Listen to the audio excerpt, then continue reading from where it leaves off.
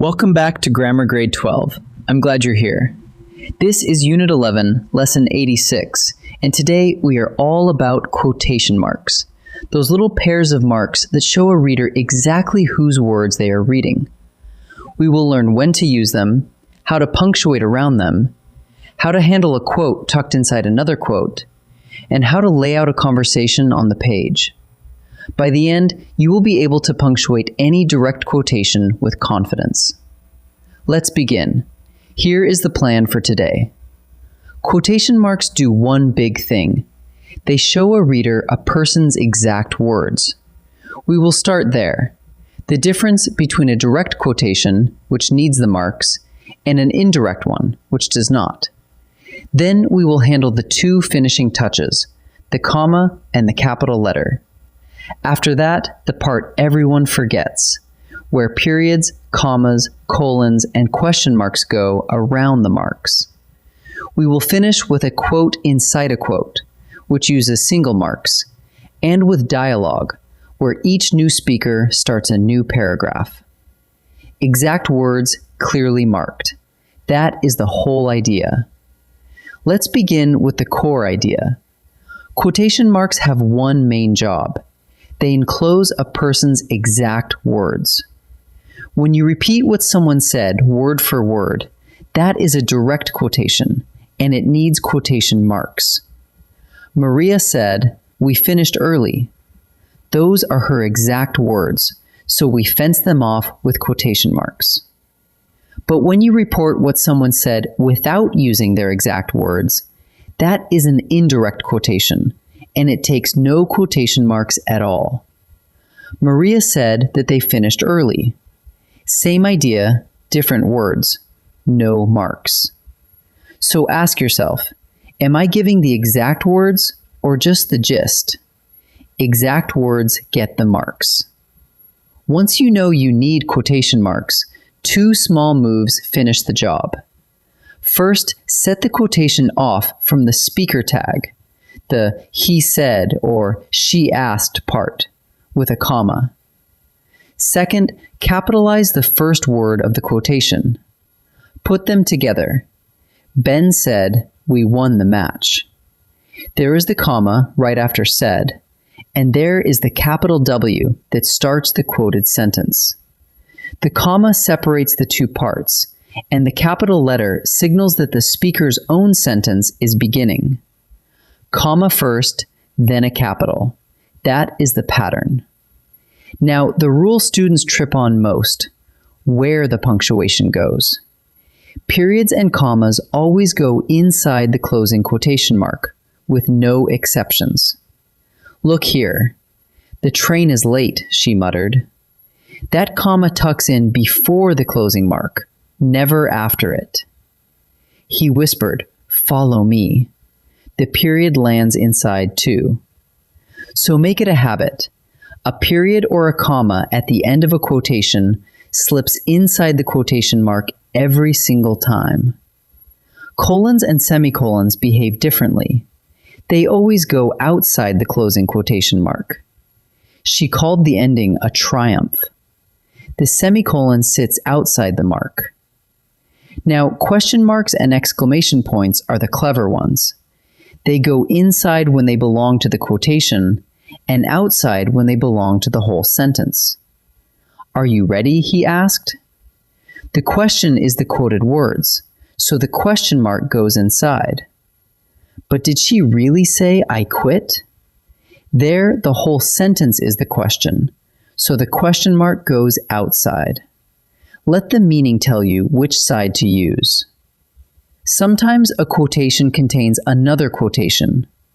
When that happens, the inner quotation takes single quotation marks instead of double. Here is one. Dad said, "Your coach told me, practice on Saturday."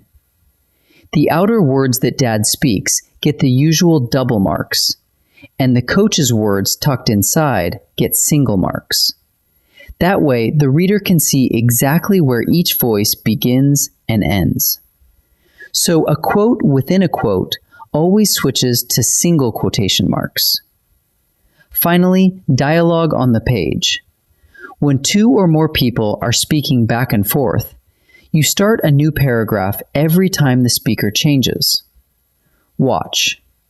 "Are you coming?" asked Leah. Then, on a fresh line, "In a minute," Noah replied. Each new speaker gets a new paragraph and a new set of quotation marks. That simple break tells the reader, without any extra words, that the voice has changed. So in dialogue, a new speaker always means a new paragraph. Before we practice, here is a checklist you can run on any quotation. 1. Are these the exact words? If yes, use quotation marks. If you are just reporting the idea, leave them off. 2. Put a comma after the speaker tag and capitalize the first word of the quotation. 3. Periods and commas go inside the closing mark, while colons and semicolons go outside. 4. A question mark or exclamation point goes inside if it is part of the quote, and outside if it belongs to the whole sentence. And 5. A quote inside a quote uses single marks, and in dialogue, each new speaker starts a new paragraph. Keep those 5 in mind and let's practice. Let's try the first set. I'll show a sentence or a choice, and you decide what the rule says. Think about direct versus indirect quotations, the comma and the capital, and where the punctuation lands. Pause the video and choose before I reveal each answer. The captain said that the storm was passing. Should this sentence have quotation marks or none? Notice the little word, that. The captain said that the storm was passing. Those are not the captain's exact words. We are reporting the idea. That makes it an indirect quotation, so it needs no quotation marks. Which version is punctuated correctly? Remember the 2 moves, a comma after the speaker tag and a capital letter to start the quotation. So the correct form is, Nina said we leave at dawn. A comma after said, and a capital W on we. The bridge is icy, she warned. Does that comma belong inside the quotation mark or outside it? Periods and commas always sit inside, so here the comma goes inside the closing mark. Now the second set. These focus on quotations inside quotations, question marks, and dialogue. Pause, decide, and then check yourself against my answer. Leo quoted a famous line inside his own sentence, so the inner quotation sits inside Leo's words. Which marks belong around it? Single or double? A quotation within a quotation always takes single quotation marks, so the inner line gets single marks. Did the sign really say, "keep out"? Think about who is asking. The whole sentence is the question, not the quoted words "keep out." When the question belongs to the entire sentence, the question mark goes outside the quotation mark. 2 friends are trading lines back and forth. When one stops speaking and the other begins, what should you do on the page?